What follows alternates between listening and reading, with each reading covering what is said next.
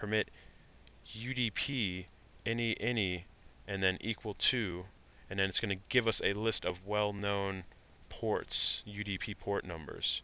And again, if you remember, we're running RIP between router 1 and 2. So what we can do is, and what I can show you here is by adding the sequence number 15, we're going to see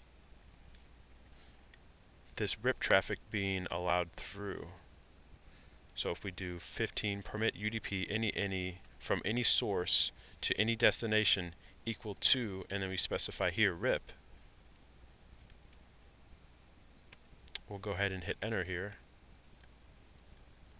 And now if I do a show IP access lists, now what we can see here is that we have some matches on this RIP traffic. So it's very important whenever you're dealing with ACLs, you have to remember what kind of traffic you have running on that interface. Whenever you apply an ACL to an interface, you have to think, okay, is this ACL going to break my routing domain? Is it going to break any other type of traffic that I have going across here, layer 4 traffic, TCP UDP traffic? So you have to be very careful, because if we were just to say have one permit statement in this ACL and then have just an implicit deny, well, if that permit statement wasn't permitting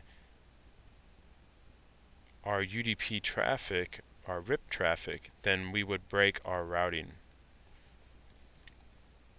And I'll show you that here too. So again, as you can see here with the show IP access list, to verify this, we added a sequence number 15 permitting, again, RIP runs on UDP, and we did a permit UDP any equal to RIP traffic.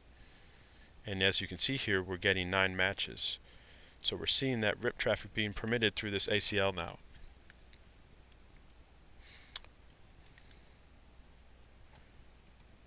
And now again, if I do a show IP route on router 1, you can see I'm learning these 3 RIP routes from router 2. Well, let's do this. Let's go ahead and try to break this routing by going into the ACL, and we'll do a sequence number 14, and we'll do a deny statement. So we'll deny UDP from any to any equal to RIP. So now if I do a show IP access lists, you can see that we have our sequence number 14